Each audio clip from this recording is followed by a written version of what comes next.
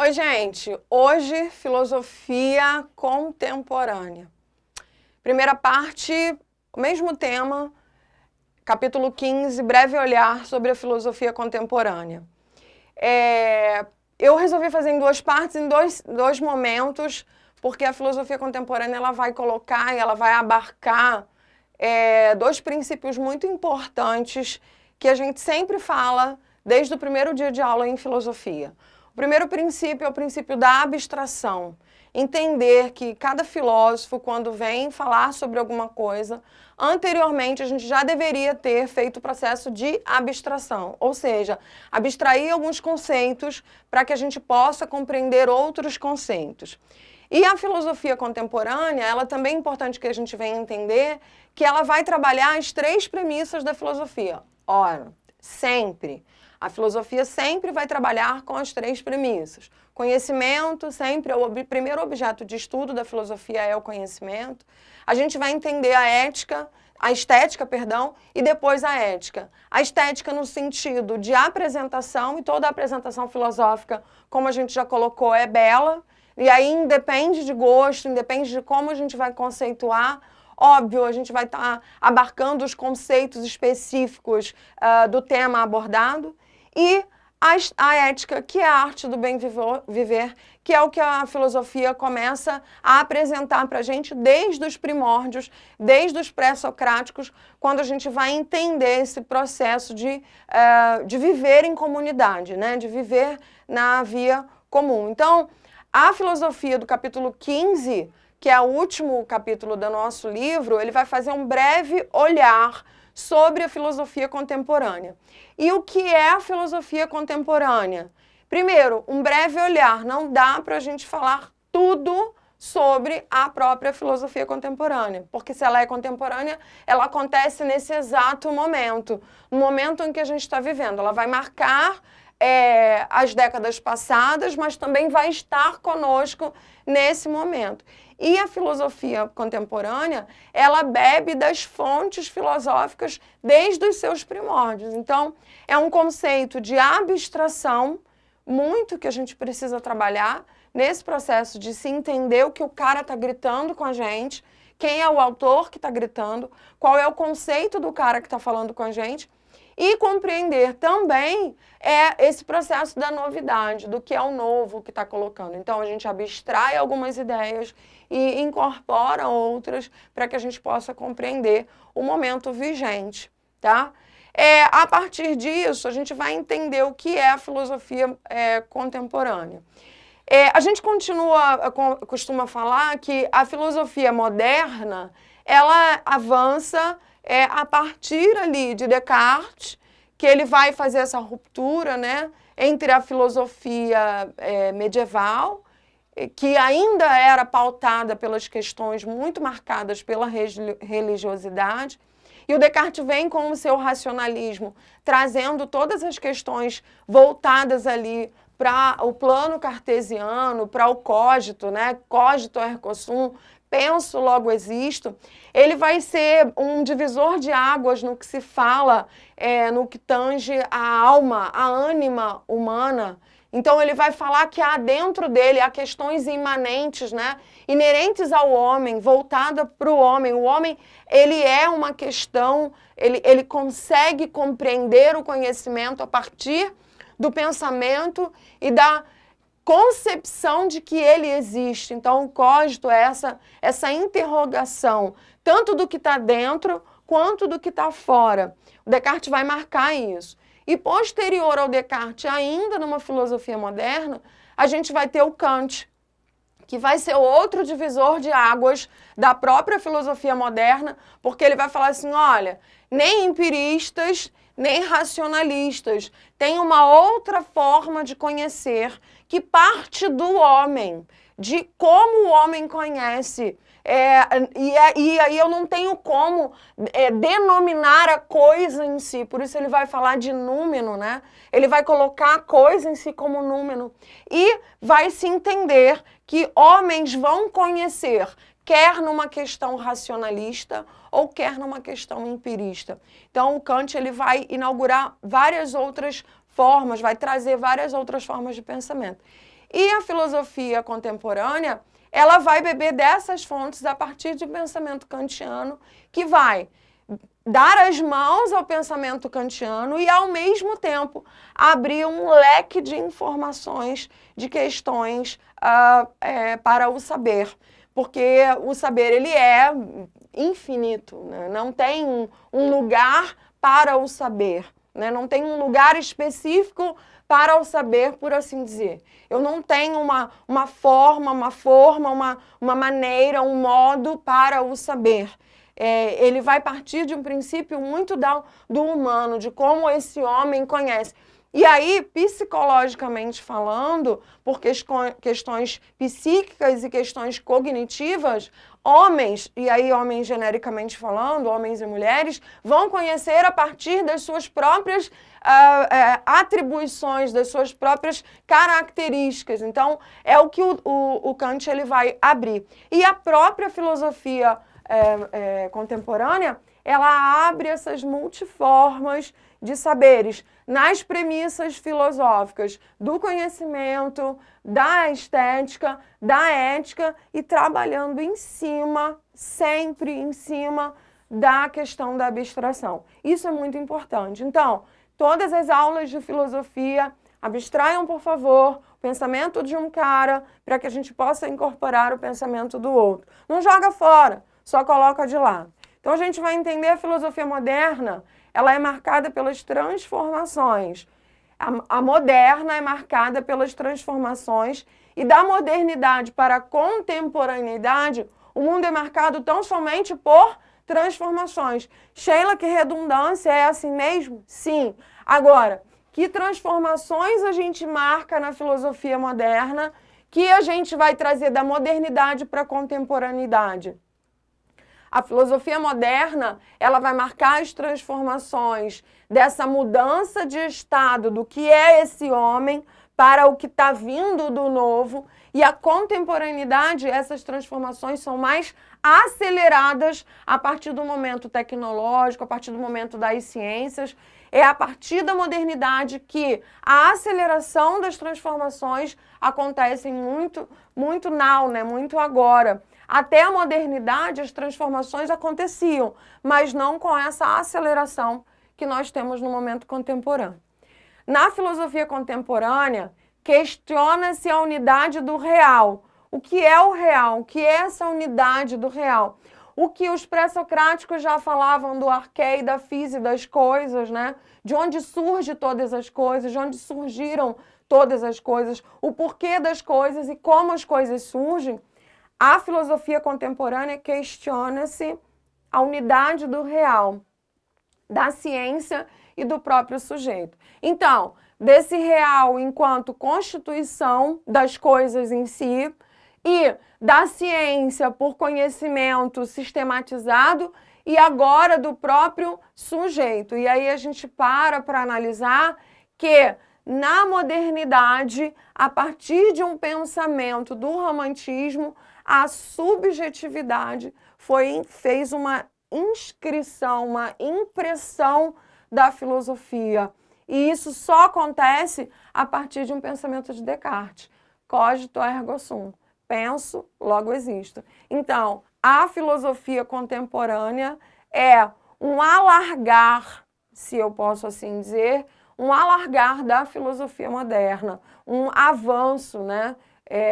Não é uma paralisação, como foi o período das trevas, a Idade Média, onde há um avanço e um retrocesso, que é o que a gente fala no capítulo 4, 5, se eu não me engano.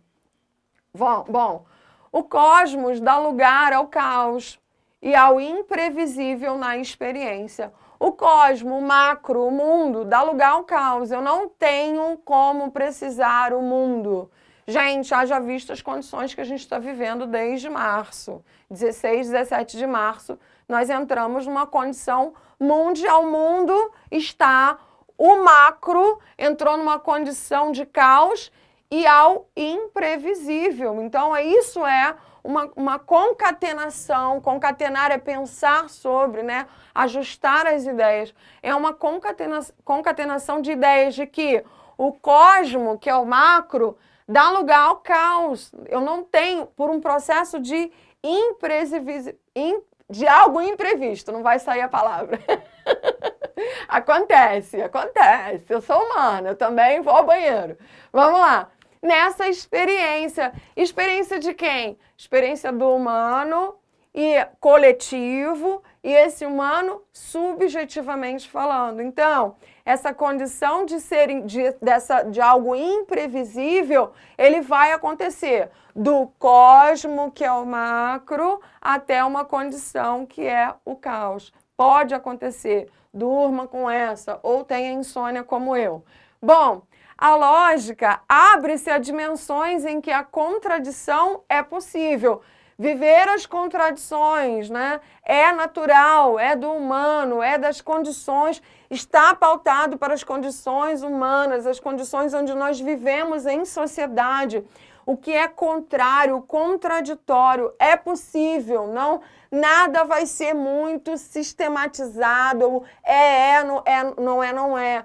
É o que a própria filosofia contemporânea nos traz como uma pauta do imprevisível, traz a ideia de que há uma condição de contrariedade, os contrários existem, né? Dessa contradição, ela é possível, sim, até para se entender conhecimentos, saberes, políticas, né? O conhecimento em si, primeira premissa, a estética, a apresentação do que é contraditório e a própria condição de ética, né? O que seria ético para um determinado povo não é ético para outro determinado povo. E durma com isso é a filosofia, isso é o pensamento, isso é a ideia que a gente vai ampliar sobre os saberes filosóficos. É possível. E a ciência flutua na consciência entre pulsões. Lê-se pulsões se for psicanaliticamente falando, pulsão é toda forma de vida, todo o teu desejo que te move. E aí, psicanaliticamente, nós temos pulsão de vida e pulsão de morte, né? Um desejo muito para viver e um desejo não muito para não viver, que seria o desejo de morte. Se formos olhar a pulsão a partir de um pensamento nietzschiano ou num pensamento de Schopenhauer, será paixão, será potência. Spinoza também vai falar dessa forma, que é a potência do homem, né? Então, entende-se pulsões como tudo aquilo que é a tua energia, aquilo que te move, aquilo que faz você acordar pela manhã. E aí, entre as pulsões, a consistência entre pulsão, carne, signos, pensamentos e virtualidades. Carne, o que eu sou, o que é o concreto em mim, o que eu posso tocar. O que não é metafísico, o que é metafísico é o meu corpo, o que eu faço, as minhas ações, quem eu sou, como eu me comporto. Signo são as questões do que é simbolismo para mim, o que entra nos significados da minha vida, não? Também num pensamento bem voltado para a psicologia, porque é o que a filosofia moderna começou a contribuir para a filosofia contemporânea. E pensamentos e virtualidades. Pensamento está muito atrelado às questões das emoções. E aí a gente já falou na live, e eu já coloquei isso para vocês, psicanaliticamente falando e psicologicamente falando, até mesmo por conta da neurociência, a gente não controla as emoções, elas acontecem nesse exato momento, estão acontecendo.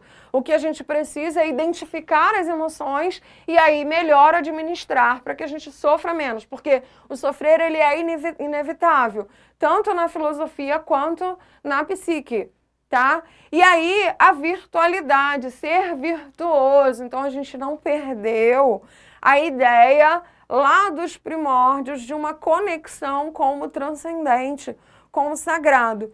Que o último cara que a gente vai falar, que é o Luc Ferry, ele vai falar que essa transversalidade, né, como eu vou usar? o que seria transcendental para além do homem, a gente vai colocar numa condição muito de horizontalidade. Hoje está difícil. Horizontalidade, que é uma questão de você entender mais Deus numa concepção de virtudes humanas, né? Do que você se torna, de quem você é nos seus contextos familiares. Então, essa é a proposta da filosofia contemporânea, que abre um leque de informações. A filosofia contemporânea é uma categoria de investigação da história da filosofia para estudar a filosofia recente. É um olhar da filosofia num pensamento histórico para que eu possa entender o que está acontecendo com os pensadores e com a sociedade no momento vigente. Então, a própria filosofia contemporânea explica a sociologia, que é o capítulo 15, que a gente vai falar da sociologia contemporânea a título de Brasil, que também vai dar 2 partes. A gente vai fazer um trabalho bem legal, extenso, mas não cansativo. Há várias interpretações. Uma delas considera o contemporâneo um novo projeto, depois de Nietzsche. Então, vai se entender o contemporâneo como um novo projeto depois de Nietzsche. Por que depois de Nietzsche? Até Nietzsche, a gente tinha ali o Nietzsche bebendo das fontes de Schopenhauer, que ele vai falar, o Schopenhauer vai abordar para a gente as questões do sofrimento. Então, quanto mais se deseja, e aí eu já dei essa aula aqui para vocês, quanto mais se deseja, mais desejo tem, e o ser humano nunca se satisfaz. Então, o próprio Schopenhauer vai falar o seguinte: para que você não sofra, para que não haja sofrimento, abra mão das suas vontades, né? Tenta suprimir os seus desejos para que você sofra menos. O que ele está propondo? Não tenha tantas expectativas em tudo. Viva! A partir do momento em que você vive, você sofre menos. Agora, se todo o teu desejo, Schopenhauer, se todo o teu desejo é sempre satisfeito, ora eu quero esse controle, compro o controle, ora eu quero... Todas as vezes eu sou como, que a Bíblia vai falar, um sactel furado. Eu nunca vou tamponar meus desejos. Então, vai ser um eterno querer para um eterno viver, e eu vou desejar o tempo todo e nunca vou tamponar o meu desejo, porque eu sou desejante. E aí, o próprio Schopenhauer vai falar, o ser humano é desejante até depois da morte. Eu não sei, não morri, ninguém que morreu veio falar comigo, espero que não venha para me contar nada, porque eu não quero saber. Mas é o que o Schopenhauer vai dizer. O Nietzsche, por beber das fontes de Schopenhauer, diz assim, beleza, o homem até é isso aí, mas há um vazio, é um niilismo, o homem é nós vivemos um niilismo total, não tem sentido, as coisas não têm sentido. Então, a partir de um pensamento de Schopenhauer, e o Nietzsche, quando apresenta pra gente com a filosofia do martelo, que ele mata Deus, que ele chama a gente de niilista, que ele chama o mundo, tudo, o cosmos, tudo, sem sentido, vazio, niilista, a filosofia, a partir de um pensamento nietzschiano, traz na filosofia contemporânea N pontos de interrogações. N pontos de interrogações. Que o ser humano vai, cada um pender, fazendo um processo de abstração, reconstruindo as suas ideias, bebendo de fontes antigas da filosofia pré-socrática, bebendo também, em alguns momentos, de um pensamento mitológico, porque a filosofia contemporânea também vai visitar os mitos, vai olhar para o mito, vai olhar a contemporaneidade, e hoje a gente tem uma concepção aberta de um saber filosófico, e o saber filosófico, quem é o filósofo? O questionador. Não é quem aponta a ideia, é quem faz o será. E aí eu amo o Mário Sérgio Cortella com cada postagem dele, porque ele coloca a fala do cara, ele imprime a fala do cara e ele coloca bem em vermelho grande. Será? Então, cada fala, ela vem seguida de um grande ponto de interrogação. Você pode até exclamar, né? Pode exclamar, mas dentro de uma exclamação, pergunte se aquilo é válido para você, para a vida, para o conhecimento, para a estética e para a ética, sempre fazendo um processo de abstração. Bom, E aí há várias interpretações, uma delas considera o contemporâneo um novo projeto, pois depois de Nietzsche, que não se fundamenta na racionalidade no humanismo. Então não vai se fundamentar somente na questão do homem como centro, mas todas as outras questões que estão no entorno desse homem. Que seria isso? Questões metafísicas, tudo aquilo que eu não posso tocar, transcendentais e metafísicas, transcendentais que são além do homem, metafísicas que eu não tenho como tocar, questões como políticas, questões como o próprio conhecimento do homem em si e o homem mesmo, né? Não só ele, mas no sentido coletivo. Não procura um conhecimento universal. Uma questão filosófica muito importante: o saber filosófico não é um uniforme para todos. Por isso que nós temos saberes dentro da filosofia. Não há um único saber. Não procura um conhecimento universal, unificador e totalizante, mas atenta ao erro. Olha, muito fantástico isso. Se eu tivesse em sala de aula eu ia falar uma outra coisa. Mas atenta ao erro, isso é muito legal. Ao irracional, ao paradoxal das ideias que não são ali, que não estão muito iguais, muito próximos, são paradoxos mesmo, são contraditórias. Olha a ideia da contradição. A criação, as possibilidades, a diferença e ao relativo. Então, Sheila, é para relativizar tudo? Sim e não. Sim e não. Segundo isso aqui, sim. Não como. Depende de qual contexto você está inserindo. Ah, eu vou roubar? Posso relativizar? Não. Mas não é para relativizar? Sim, mas não isso. Porque eu estou infringindo em normas e leis e regras que me colocam numa condição que, se eu infringi-las, eu me torno um marginal, ou seja, à margem de uma sociedade. E aí abre um leque de discussões, e isso é a filosofia contemporânea. É esse leque de discussões que a gente vai abrir para a política, para a vida social, para os saberes e tudo mais. Nessa primeira aula, eu vou trabalhar com vocês dois filósofos, que é, o primeiro momento, Michel Foucault e o Gilles Deleuze. São dois filósofos contemporâneos que vão trazer para a gente duas ideias distintas, cada um nos seus. E os próximos eu trago 3 ou 4 filósofos, é a próxima aula. Bom, Michel Foucault, ele vai marcar a década de 90, né, de 80, 90, com as ideias aí. E marca, gente, ele é o cara mais citado na academia, no mundo, né? Ele é um dos caras mais citados. Na década de 90, ele foi o cara mais citado em trabalhos acadêmicos, para se entender na área de humanas, para compreender as ideias de Michel Foucault. O Foucault, ele é psicólogo, historiador, filósofo francês. Ele vai falar do estruturalismo e da arqueologia do saber. O Foucault vai trazer novas formas de se pensar e de se escrever. Até mesmo para se colocar a questão da fala, né, de como você se coloca a partir de uma fala especificamente. Então, ele vai trazer o modo de investigação dos enunciados ou das estruturas. O que é o modo de investigação? Filosofia. Como que a filosofia trabalha com o modo de investigação? Questionando. Minha primeira aula, meu primeiro slide para vocês. Qual é o objeto da filosofia? Conhecimento, né? Qual é o objetivo dela? Questionar. Ela questiona todo o conhecimento. Então, o modo de investigação é questionar os enunciados ou as estruturas. O que eu falo sobre uma questão de estrutura? Estrutura é tudo aquilo que sustenta. Então, eu investigo aquilo que eu estou trazendo como sustentabilidade do meu novo conhecimento, do meu novo saber.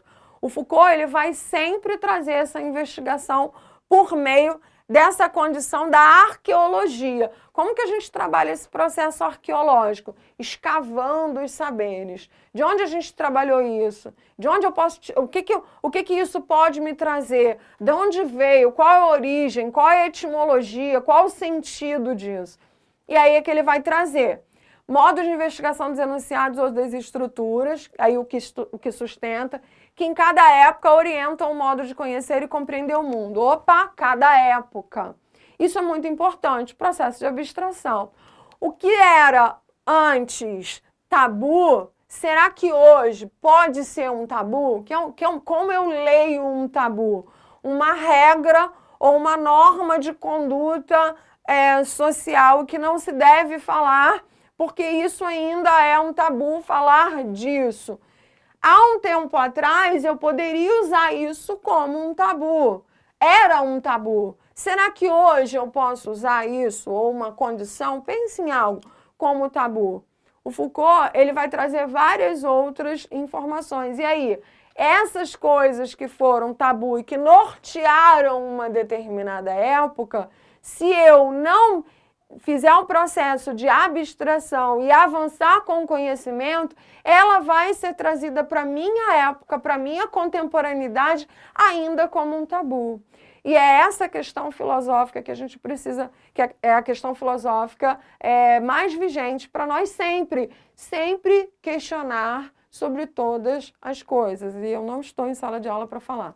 Bom, vamos questionar tudo. Tudo é possível de ser questionado. Eu posso não ter respostas para tudo, que é o que a filosofia sempre vai dizer. Eu posso até não ter respostas, mas eu posso questionar todas as coisas. E eu não vou questionar apenas para colocar o outro em xeque. Eu não vou questionar para fazer aquela aula se tornar bélica, né, brigona, briguenta, ou entrar num processo de colisão com o outro. Agora eu vou questionar para fazer como os antigos faziam. Não, eu vou questionar porque eu preciso conhecer.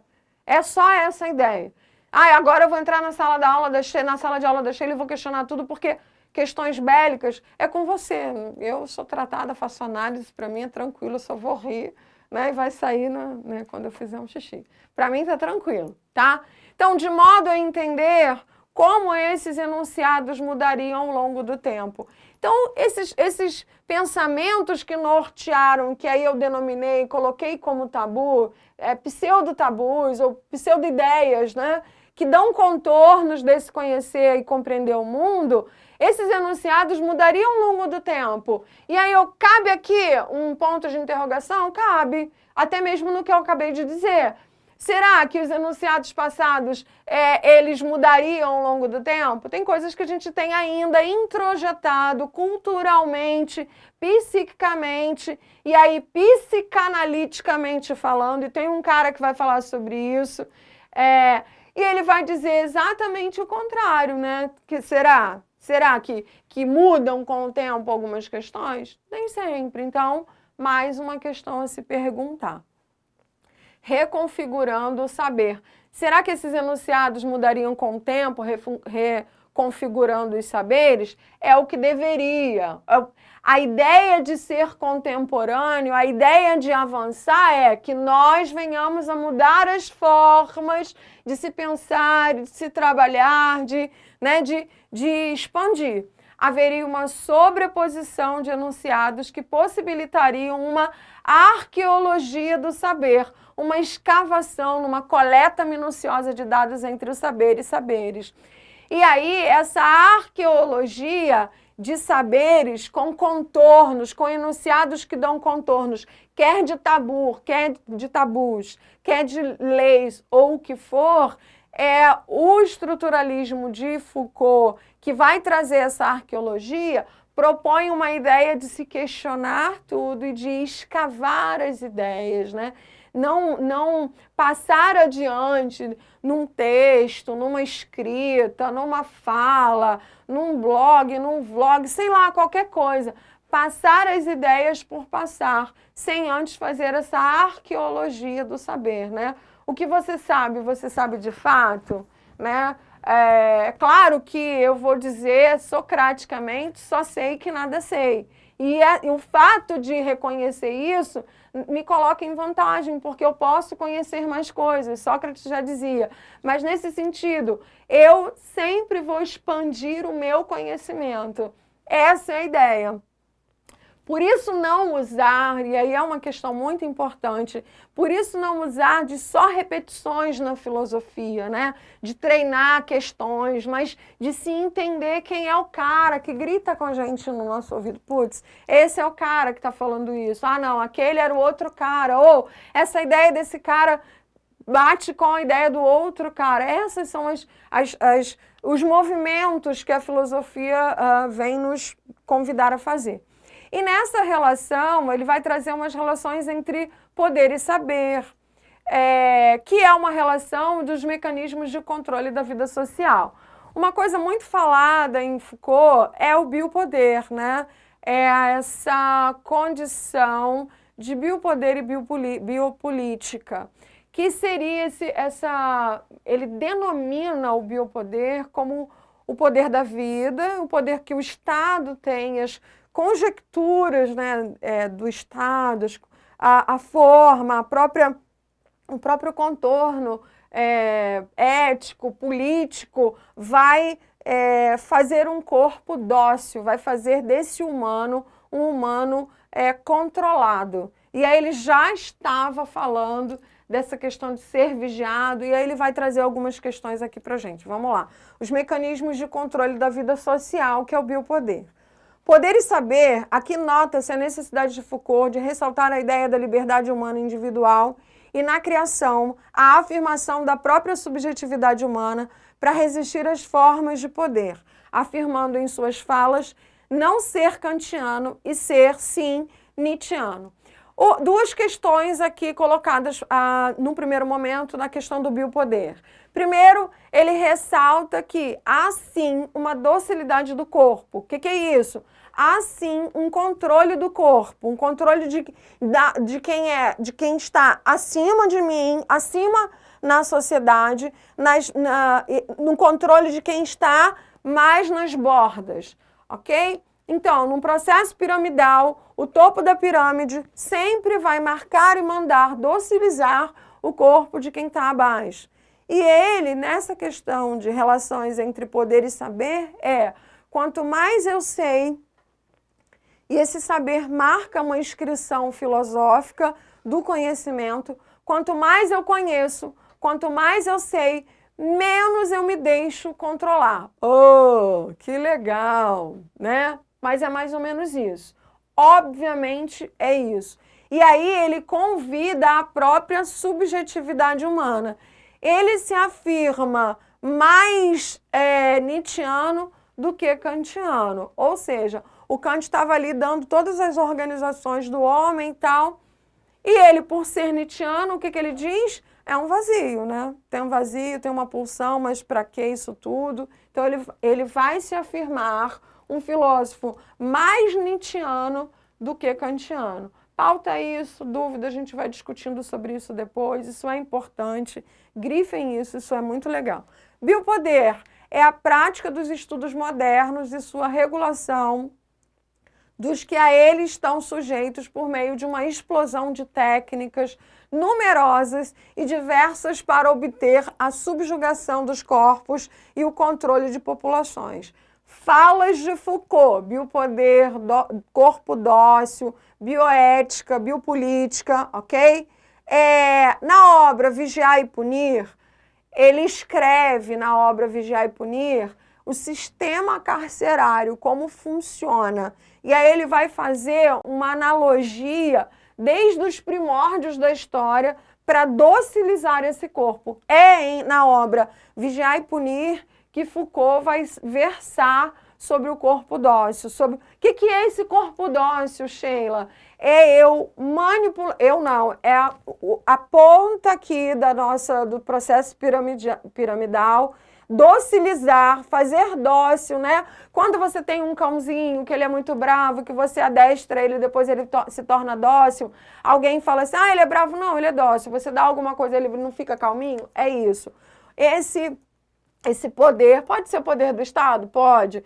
Esse poder que os sistemas têm de docilizar os corpos e todos os corpos que não conhecem sobre esse sistema. Então, isso vai acontecer nas camadas sociais, né? Então, na obra Vigiar e Punir, Foucault vai versar sobre as estruturas dos sistemas carcerários na modernidade.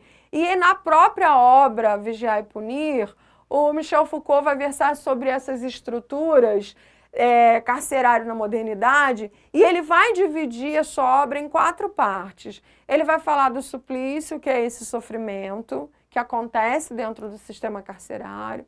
Ele vai falar que há a punição, ele vai falar que essa punição tem a proposta de disciplina, e ele automaticamente vai culminar na questão da prisão. E aí, em alguns lugares, né, prisão perpétua, sentença de morte, por aí vai. Assim, descreve os mecanismos e as estratégias utilizadas pelos poderes na formação de sociedades disciplinares. Então, por meio do suplício, sofrimento dos caras, a punição, disciplina e prisão, eu vou manter uma sociedade em uma proposta disciplinar. Tanto que a gente fala, quem é o marginal? É quem está à margem de uma sociedade, à margem de uma disciplina social, né? Eu não sou marginal porque eu estou inserida e sob uma organização disciplinar. Não cumpro eu as disciplinas arquitetadas pela sociedade para ver se eu não me torno marginal. E às vezes o marginal é até um rótulo, né? Só por eu não ser igual a todos, há sobre nós, né, um rótulo de marginal. Ainda faz pensar, olha quantas questões. Da fogueira ao enforcamento e desde a guilhotina. Foucault conclui, analisando documentos da época, que a disciplina social é interiorizada pelos cidadãos por meio de execução pública dos criminosos. Então, desde a fogueira, quando a gente queimava lá as pessoas, né? Desde a guilhotina, né? Ao enforcamento até a guilhotina, então 3 modelos ali, 3 momentos de punições específicas. O Foucault vai analisar documentos e dizer que a disciplina social é interiorizada pelos cidadãos por meio da execução pública. Então, a partir do momento em que eu vejo o que é feito, eu docilizo esse corpo. Olha, o processo de punição. O Estado expõe suas leis aos infratores e a súplica dos condenados torna-se para a população um exemplo do poder soberano. Então, querendo ou não, eu não educo uma sociedade para. Eu dou medo, eu infrinjo o medo. Quem fala disso? Lá num processo antigo, né? Num período medieval. Ele vai ser, vai falar de uma condição de que o homem estaria, que seria ele, Maquiavel. É mais fácil ser temido do que ser amado. Então, eu dou medo às pessoas, não é isso que o Maquiavel estava falando? No Príncipe, eu prefiro que é mais fácil você controlar pelo medo do que você dar ao outro amor, né? Então, você não controla com o amor. Isso é um pensamento Maquiavel, né, do Príncipe, da obra em si. O Foucault está falando, olha, isso já existe, mas isso não deu muito jeito. Então, ele está abrindo na contemporaneidade várias discussões para que o saber, né, como ele está falando aqui, há uma relação entre poder e saber. Eu posso com quem não sabe. Quem sabe, nem sempre eu vou poder ter poder sobre ele. Então, vamos lá.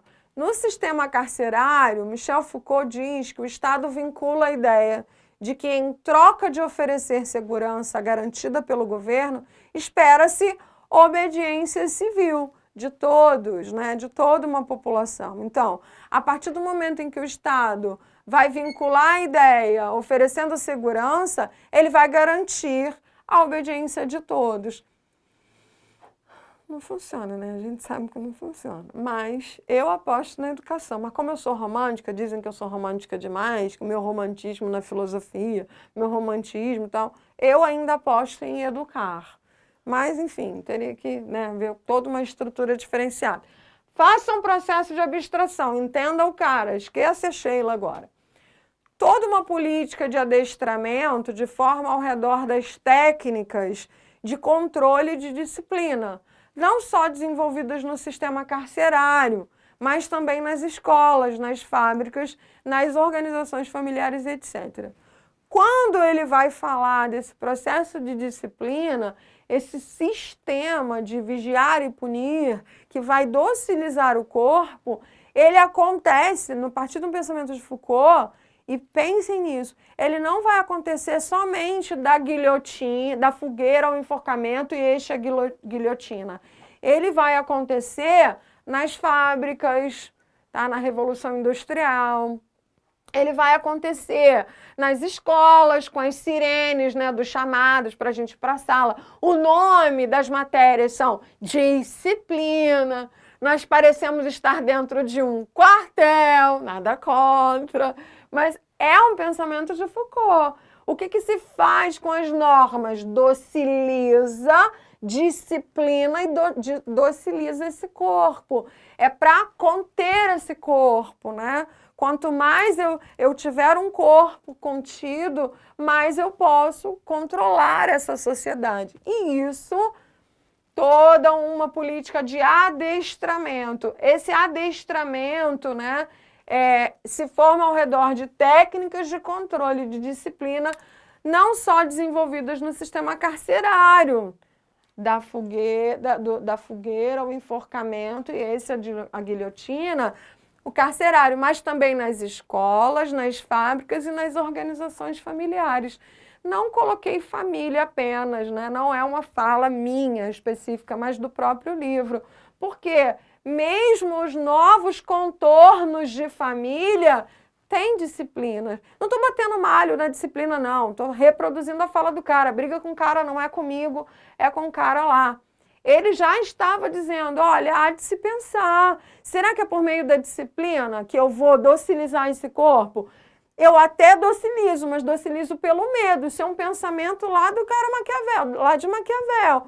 Na contemporaneidade funciona? Olha o nível de gente, olha a quantidade de gente que é infrator, olha a quantidade de gente que está infringindo, olha quantos povos a gente vê que tem um desejo, uma necessidade de liberdade.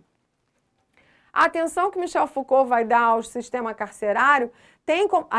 Nesse contexto surgem as críticas, eu pulei um parágrafo.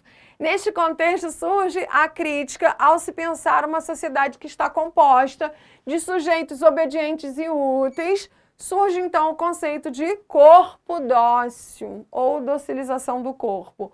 Corpo dócil, pensamento de Foucault. Biopolítica, como é que é? Aqui, eita botina. Biopolítica, bioética, né? E aí, nesse contexto, surge a crítica ao se pensar uma sociedade que está composta de sujeitos obedientes e úteis. Surge, então, o conceito de corpo dócil, docilização desse corpo, desenvolvido por ele. A atenção que Michel Foucault vai dar ao sistema carcerário tem como base o sistema panóptico, desenvolvido pelo inglês Jeremy Bentham, dando a essa conotação biopoder. Aí eu estava tentando achar essa palavra. E biopolítica, que no cotidiano da modernidade, as câmeras de vigilância já fazem esse papel na sociedade.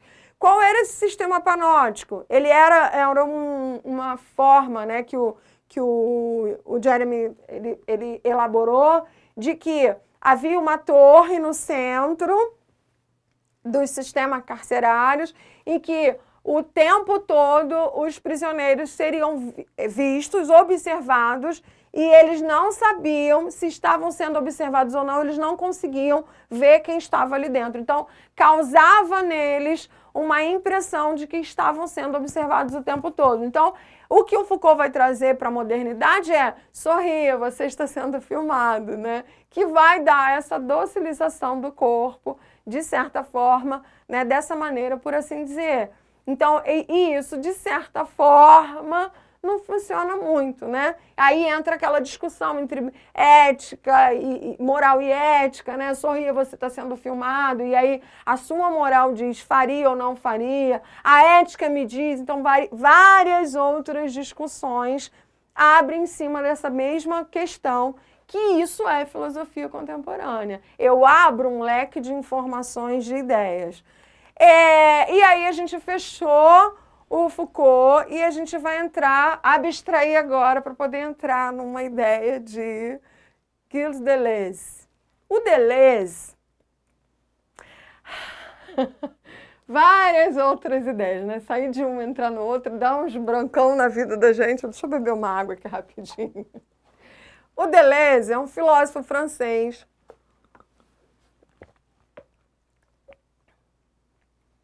Ele, de 1925 a 1995, ele é um filósofo que vai pensar a diferença por imagem e imanência. Imagem, representação, imanência, essência.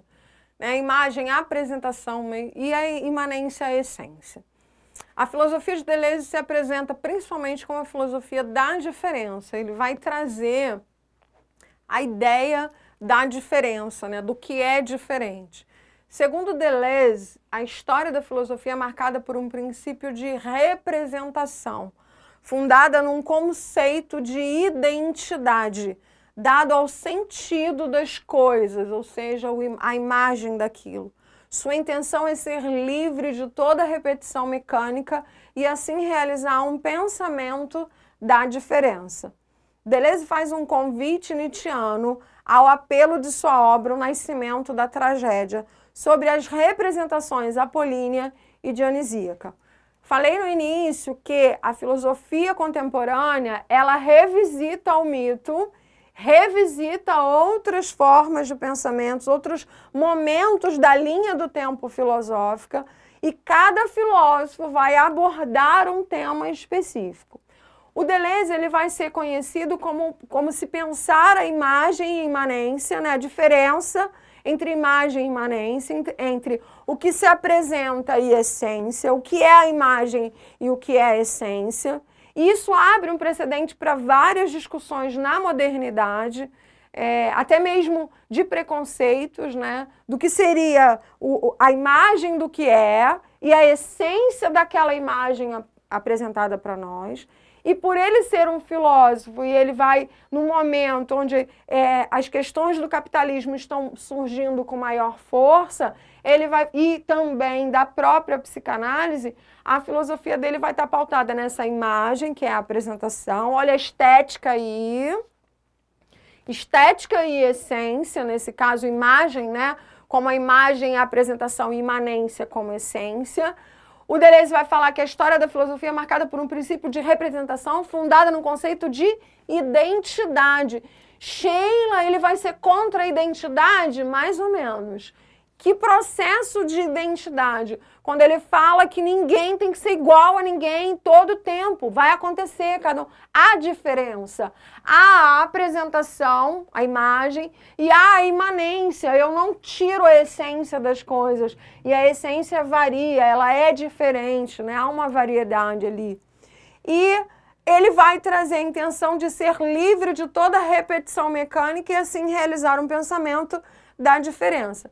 Quando ele vai revisitar Nietzsche, e Nietzsche revisita os mitos antigos, a partir do Nascimento da Tragédia, a obra de Nietzsche, O Nascimento da Tragédia, ele vai falar não é só isso a obra, tá, gente? Tem outras vertentes, outras leituras em cima, mas uma das leituras do Nascimento da Tragédia, ele vai falar sobre as representações apolínea e dionisíacas. Ou a representação apolínea, ele vem do deus Apolo, que ele é racional, um princípio de identidade, um princípio... Apolo vai trazer essa centralização, racionalização, por assim dizer. E o Dionísio, que é essa condição dionisíaca, o Dionísio é o deus do vinho, né? O cara das orgias, tudo, é o cara que vai tocar o F, vai embora, feliz da vida. Ele é contraditório ao pensamento apolíneo, ao pensamento do deus Apolo.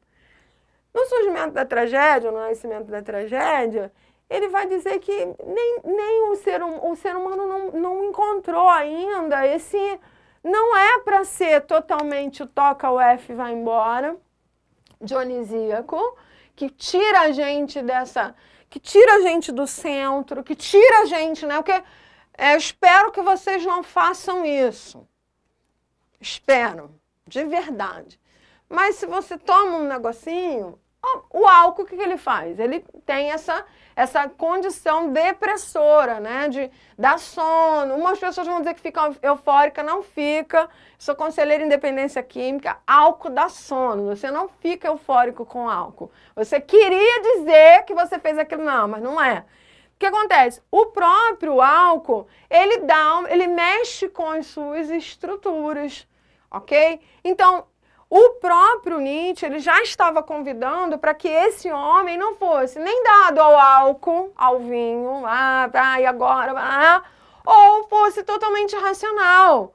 No surgimento da tragédia, as tragédias gregas e tal, ele estava falando, olha, por que o homem tem uma dificuldade de ser centrado, de ser equilibrado, seria essa palavra, centrado não, equilibrado, né? Nem uma coisa nem outra, mas há uma necessidade. E o Deleuze, ele vai versar na página, eu não lembro se é na 268 ou especificamente na 269, e eu fiz um recorte aqui, acho que é 269. O Apolo é o deus do princípio da individuação, da delimitação bem definida, da razão. E Dionísio representa, por oposição, a ruptura da individuação, do indivíduo, de quem ele é, da sua ação, da sua reação, de quem é como essência. E a abolição da personalidade. Então, o Dionísio ele vai abolir essa ideia de ser persona, de ser uma personalidade. Ele vai trazer a loucura da embriaguez, lembrando que Dionísio, deus do vinho. A pulsão, e aí o Nietzsche vai chamar a pulsão de força, a pulsão dionisíaca trabalha para reconstruir uma espécie de unidade ordinária da natureza, diferente, né, dessa questão diferenciada. Onde eu trago isso? Vocabulário de Nietzsche, da editora Martins Fontes. E o próprio Deleuze vai dizer, e pensando as diferenças nesse princípio do que seria o apolíneo e o dionisíaco, que são forças opostas, e que Nietzsche, na obra O Surgimento da Tragédia, O Nascimento da Tragédia, vai dizer que essas forças opostas acontecem contraditoriamente e ao mesmo tempo dentro de cada ser humano, essas forças contraditórias existem. É achar o caminho do meio, é encontrar essa administração de equilíbrio, mas essas forças contraditórias existem. E o Deleuze, bebendo de fontes nietzschianas, vai dizer assim, para a própria arte, para a sua produção científica, para a produção artística, para a produção filosófica, para a produção de música, para tudo isso. Ele, francês, num momento capitalista, onde está todo mundo muito centrado, meio perdido, e ele vai escrever numa outra obra, o Contra-Édipo, o Anti-Édipo, trazendo a ideia da esquizofrenia, da loucura humana. O que ele diz? Cara, volta para Nietzsche. O Nietzsche já dizia que essas duas forças contraditórias existem dentro de nós. O que essas forças contraditórias estão fazendo? E, pensando diferenças, Deleuze aponta em diferença e repetição para as artes nesse sentido filosófico, conhecimento, e, em suma, deve-se trazer um pouco de sangue dionisíaco, de Dionísio, correr nas veias orgânicas de Apolo. Página 269, não briga comigo, briga com Nietzsche, depois você briga com Deleuze. Ele diz, quem é muito eufórico tem que trazer um pouco de Apolo, razão. Quem é muito dionisíaco, vou fazer o que eu quiser, traz um pouco de Apolo. Quem é muito Apolo, centrado, deixa eu beber um pouquinho do vinho ali nas veias, né? Deixa a vida levar um pouquinho, vamos cantar a música do Zeca Pagodinho, deixa a vida me levar, a vida leva eu, mas não para tudo, mas num meio termo, condições filosóficas, tá? Não briguem comigo. Partindo disso, o Deleuze também, ele vai trazer dois grandes momentos muito importantes, né? Ele já falou dessa condição nietzschiana. Ele vai trazer as fontes nietzschianas para a gente entrar no equilíbrio. E agora ele vai, junto com Félix Guattari, ele vai praticamente marcar a década de 70 falando mal de Freud, né? Óbvio, tinha que ser. Alguém, quase ninguém fala mal do meu amado Freud, vai falar meu marido, mas não pode, do meu amado Freud. Mas ele vai falar mal de Freud, num momento onde o capitalismo ele é muito frequente e numa condição muito estrutural. E aí o que ele vai dizer?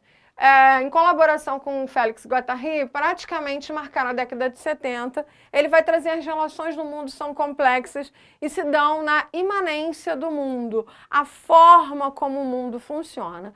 Período capitalista, um período onde as pessoas estavam ansiando por dinheiro, ansiando por questões, por inscrições no mundo.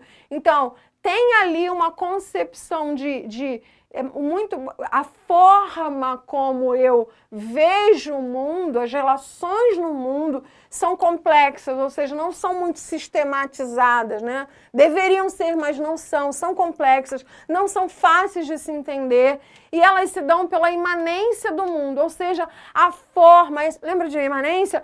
A essência do mundo, a forma como a forma, imagem, e a imanência, a essência de como o mundo se apresenta, ou seja, como o mundo funciona. Então, por mais que eu queira brigar com o sistema e não trabalhar mais, eu vou morrer de fome, não tem jeito. Por mais que eu tenha uma terrinha ali, eu vou ter que comprar e tal, é todo um labutar. Partindo desse princípio, ele vai falar da força do inconsciente e a imagem da psique humana como uma máquina operativa e produtora. Qualquer dúvida depois dessa aula, a gente ainda vai falar muitas coisas, tirar muitas dúvidas, talvez alguns pontos específicos. Mas eu acredito que vocês vão compreender e tem a leitura também. Deleuze e Guattari substituem a imagem freudiana pela imagem das máquinas. Na primeira imagem de Freud, o inconsciente repete por histórias mitológicas, a história do Édipo, utilizando o complexo de Édipo de Freud, por exemplo. O que é o complexo de Édipo? A história do Édipo rei. O Édipo vai lá, mata o pai, casa com a Jocasta, mãe e tal. E o Freud vai dizer que esse é o desejo infantil da criança que se apaixona pela primeira pessoa, o amor da vida dele, o menino ou a menina, tanto faz, vai se apaixonar no primeiro momento pela mãe, ok? É a primeira mulher. E ele tem rivalidade com o pai, quer matar o pai, o sonho dele é matar o pai. São funções psíquicas, tá? Que são mitológicas. Freud vai trazer esse conceito do mito do Édipo para uma mitologia no pensamento psíquico. Eu vivo, todas as inscrições psíquicas são infantis, ilusórias, fantasiosas. Então, os nossos traumas, na verdade, Freud vai dizer, eles não existem. Eles só existem dentro da nossa cabeça. Por isso ele vai chamar de neuroses, ok? O que eu sinto é real, dói. Mas o porquê de eu sentir foram fantasias. Vai ter algumas questões que foram traumas mesmo, um sofrimento real, um abuso, o que for. Mas num grande momento, a proporção dada a algumas neuroses são específicas dessa condição de mito na cabeça, ok? Então ele vai dizer, Deleuze e Guattari substituem a imagem freudiana pela imagem das máquinas. Na primeira, o inconsciente repete por histórias mitológicas, a história do Édipo utilizada no complexo de Édipo de Freud, por exemplo. Como se seu funcionamento se desse, o funcionamento psíquico, se desse pelo reflexo das antigas técnicas do teatro. Na segunda, então, no primeiro momento, as coisas acontecem pelas técnicas do teatro. Eu estou ali reproduzindo fantasias mentais. Como se seu funcionamento dependesse do reflexo das antigas técnicas do teatro. Na segunda, as máquinas são instrumentos que em constante revisão e aprimoramento, intermediadoras e metamorfoseadoras do homem no mundo, associando o inconsciente ao funcionamento das usinas. Elas, as máquinas mentais, tá? Em suas operações pragmáticas, pragmáticas, que são organizadinhas, nos forneceriam uma ideia muito mais próxima do que o desejo humano, do que as representações metafóricas, como no primeiro momento no pensamento freudiano. O Deleuze e o Guattari, eles vão escrever essa obra, o anti-Édipo, dizendo que o Freud estava extremamente equivocado, pensando numa nova forma de se pensar as questões de representações dos sofrimentos humanos. E aí ele vai trazer que a filosofia consiste em criar conceitos. Deleuze e Guattari dizem, não briguem comigo, está na apostila, coloquei todas as representações ali. Não é a Sheila, não é a Sheila psicanalista falando, é a professora de filosofia. A máquina em seu aspecto produtivo é uma imagem mais adequada para a psique, a mente humana, do que o teatro, lugar das representações. Ele convida a eu deixar de lado um pensamento freudiano, que eu não vou deixar, óbvio, claro, porque a técnica freudiana ela é incrível, mas ele convida a deixar de lado um pensamento freudiano e falar, olha, a sua mente é uma máquina que produz coisas para frente, você só precisa ir rebobinando para trazer coisas melhores. A máquina em seu aspecto produtivo é uma imagem mais adequada para a psique, mente, alma, né? Humana, do que o teatro. Não tem que ficar reproduzindo peças no lugar das representações. Inconsciente é uma usina. O delírio ou o romance é histórico, o delírio, né? Eu estou delirando nas minhas ideias. Ou o romance, o apaixonamento, o estado de amar, o estado de sofrimento, de sofrência, ele é histórico e mundial. Morra, não é só você que está sofrendo de amor, não é só a Sheila, não é só o João, não. Não é do indivíduo, é de todos os indivíduos. O delírio ou o romance é um histórico, é mundial. E não familiar, não vai acontecer. As tragédias não acontecem só na família Monteiro da Silva. Vai acontecer em todas as famílias. Há exatamente uma história universal, né? E não familiar. Há exatamente uma história universal. É uma história, todos vamos passar por isso. Mas ela é contingente. O estado de contingência, incerteza. A partir disso, ele vai convidar dizendo, a filosofia, o conhecimento, aquele que se dá pela mente, consiste em criar conceitos, não apenas representações teatrais, de reproduções mitológicas. Essa é a crítica no livro Anti-Édipo, Capitalismo e Esquizofrenia. O livro Anti-Édipo, com o título Anti-Édipo e o subtítulo Capitalismo e Esquizofrenia, vai ter vertentes da própria psicologia e uma crítica à psicanálise, falando desse anti-édipo, pautando a condição do inconsciente. Ele vai dizer que o inconsciente é uma máquina, enquanto que Freud vai dizer, e não é bem assim, porque o inconsciente freudiano é mais coisas, mas segundo a obra do Deleuze e Guattari, ele vai dizer que o inconsciente, para eles, é uma máquina, e que Freud vai falar que é só uma representação teatral. Tá? Não é só isso. Estudando psicanálise não é só isso. Mas, pautando a área dele, é disso que ele fala. E o subtítulo Capitalismo e Esquizofrenia, para um momento onde o capitalismo, o dinheiro, o capital, a condição tecnológica, a condição humana de grana, estava enlouquecendo, né? Trazendo ali essa cisão esquizofrênica nos sujeitos, ok? Nessa grande loucura que é o mundo, partindo das nossas concepções de vivência e as nossas concepções internas. E ele convida, olha, você não é o único a sofrer, tá? Levanta aí, para de chorar e vamos reproduzir as formas de pensamento. A gente fica por aqui, parte 2 daqui a pouco. Beijo.